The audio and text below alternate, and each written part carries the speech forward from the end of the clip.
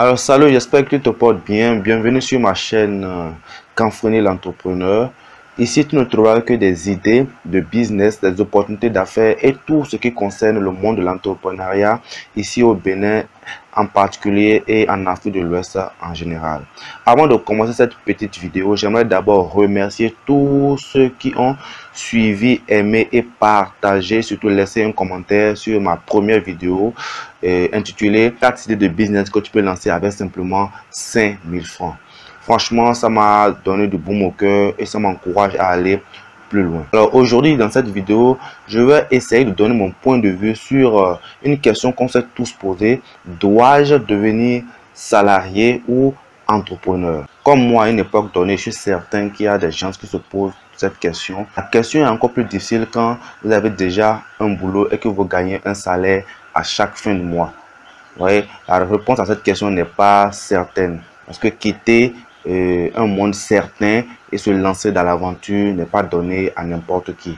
Pour avoir connu les deux mondes, je vais essayer de vous dire tout ce qu'on ne vous dit pas sur ces deux mondes, c'est-à-dire le monde salarial et le monde entrepreneurial. Je ne dis pas que tout ce que je vous dirai ici est une vérité d'église, mais c'est mon point de vue que j'ai pu accumuler à travers mon parcours de près de 5 ans dans le monde salarial et bientôt 3 ans dans le monde entrepreneurial. Pour ceux qui ne me connaissent pas, je m'appelle Geoffroy Kiantaga, juriste et entrepreneur, CEO de Canfreni Empire et promoteur des produits agroalimentaires Le Petit Miam. On se retrouve juste après le générique pour la suite de cette vidéo.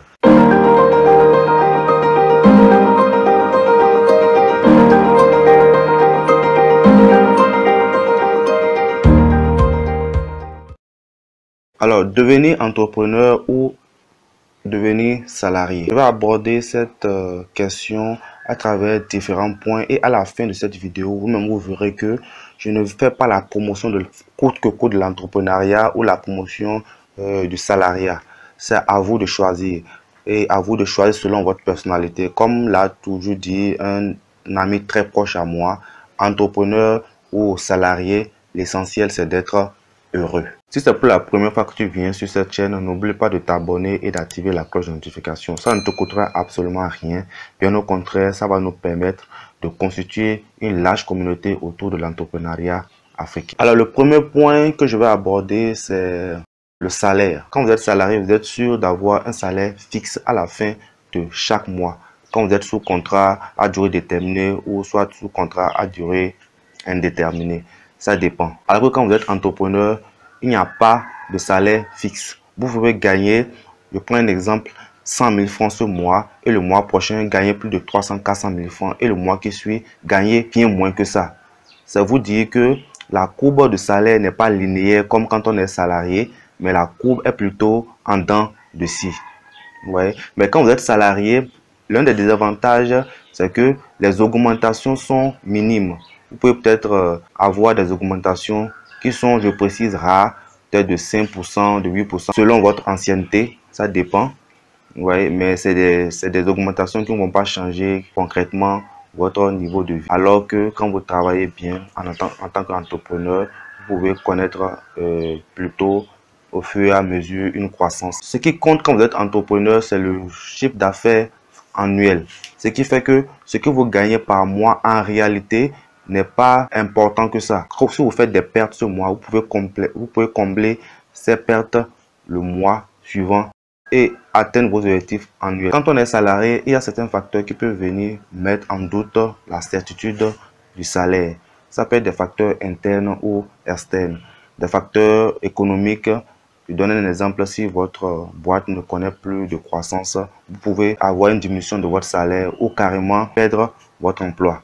Il y a aussi des facteurs politiques liés peut-être à l'insécurité ou à l'instabilité politique du pays dans lequel vous travaillez qui peut vous faire perdre votre revenu fixe à la fin du mois. C'est vrai que cette sécurité n'est pas absolue quand vous êtes entrepreneur, mais le fait que vous ne vous attendez pas à un salaire fixe, mais plutôt à un chiffre d'affaires annuel, fait que ce risque est moindre. Vous voyez, vous ne dépendez pas d'une boîte, mais de votre boîte à vous. Vous ne dépendez de personne, mais de vous-même. Et ça vous pousse à travailler au jour le jour afin de maximiser vos gains, afin d'atteindre votre chiffre d'affaires annuel. Donc voilà ce qui concerne salaire de façon résumée. Alors, le second point que j'aimerais aborder, c'est la question du temps.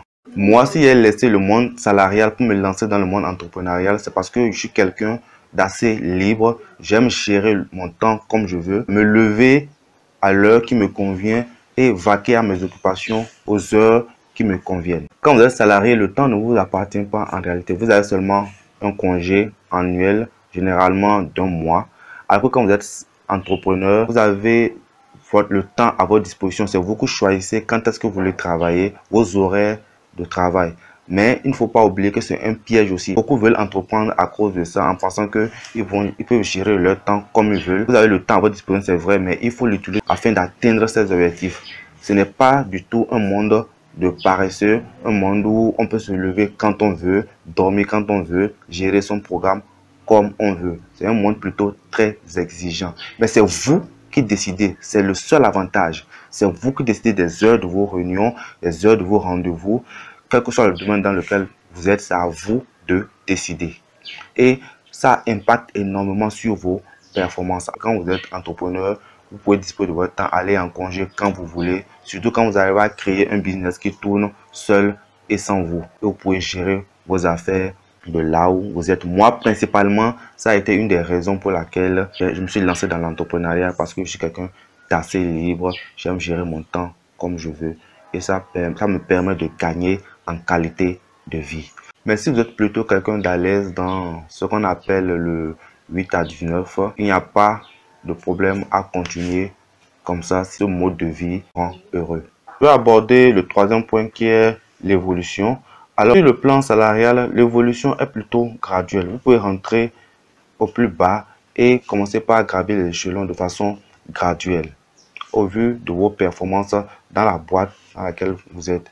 C'est généralement le cas dans les cabinets, les banques, etc. Alors que dans le domaine entrepreneurial, vous êtes propulsé au poste de responsabilité. C'est vous qui décidez de l'orientation que votre entreprise doit prendre. C'est vous qui décidez de tout. Par exemple, moi, c'est moi qui décide de la communication de mon entreprise. Je décide des finances. C'est moi qui gère ma comptabilité. Vous voyez, donc rapidement, tu es obligé de te jeter à l'eau et de toucher un peu à tout. Pendant que dans le monde salarial, vous êtes recruté pour un poste spécial. Pour être recruté, pour être juriste, pour être comptable ou pour être communicant. Alors que quand vous êtes entrepreneur, vous êtes obligé, en tout cas au début, de toucher à tout et peut-être quand votre société va commencer par évoluer, par atteindre ses objectifs, peut-être en ce moment, vous serez obligé de recruter des gens pour vous. Mais au début, c'est une difficulté auquel vous devez être confronté. Tout le monde n'arrive pas à être à l'aise souvent dans cet exercice. Voilà en ce qui concerne l'évolution. Alors, le dernier point que j'aimerais aborder, un point très important qui me tient à cœur, c'est la question de la reconnaissance sociale. Moi, au début, quand j'ai commencé par entreprendre, il y a une chaîne qui s'est installée. Ton entourage te demande, n'es-tu pas allé au boulot ou qu'est-ce que tu fais? Trouvez pas la réponse adéquate à donner. Donc, la reconnaissance sociale. Vous voyez, quand on va à l'école, quand on fait des études, on veut avoir un titre dans la société. Vous voyez, c'est toujours gratifiant qu'on vous dise docteur ou avocat ou ingénieur, etc. Vous voyez, alors que quand vous êtes entrepreneur, vous n'avez pas ce titre. Quand on dit qu'est-ce que vous faites et que vous dites que vous êtes entrepreneur, ce n'est pas cool, ce n'est pas fun. Vous voyez, alors que c'est une grosse erreur. Quand vous êtes entrepreneur, vous pouvez gagner des fois même plus que ceux qui ont des titres dans la société. Donc, je ne dis pas que avoir des titres, ce n'est pas bien. Mais si ce n'est pas l'objectif de votre vie, est-ce que ça vous aide à atteindre les objectifs de votre vie? Est-ce que ça vous rend heureux dans la société? C'est le plus important. Si vous êtes ingénieur, avocat ou médecin et que ça vous rend heureux, c'est bien. Mais si ce n'est pas ça votre objectif et que vous aspirez à autre chose, il ne faut pas vous en tenir à ça. Il y a plein de gens qui ont laissé leur titre pour se lancer dans l'entrepreneuriat et aujourd'hui, c'est des entrepreneurs à succès qui ont une qualité de vie supérieure à celle qu'elles avaient exerçant un métier spécifique. Donc voilà en ce qui concerne la reconnaissance sociale qui peut être un point positif si vous vous sentez à l'aise dans vos fonctions et un point aussi négatif à l'entrepreneuriat si vous ne savez pas lâcher prise. Donc voilà mon point de vue sur devenir entrepreneur ou choisir plutôt le monde salarial. Donc, vous voyez qu'il y a des points négatifs, des points positifs. Donc, ça dépend de votre personnalité. C'est à vous de choisir, à vous de savoir qu'est-ce qui va vous rendre véritablement heureux et de choisir le domaine que vous voulez. Merci d'avoir suivi cette vidéo. N'oubliez surtout pas de vous abonner, d'activer la notification et de partager au maximum cette vidéo. Laissez-moi des commentaires. Je vais laisser mon email et mon numéro WhatsApp dans la description pour que vous puissiez me contacter afin qu'on puisse plus en discuter. Si vous avez des avis ou des apports, n'hésitez pas à me les faire parvenir. À bientôt.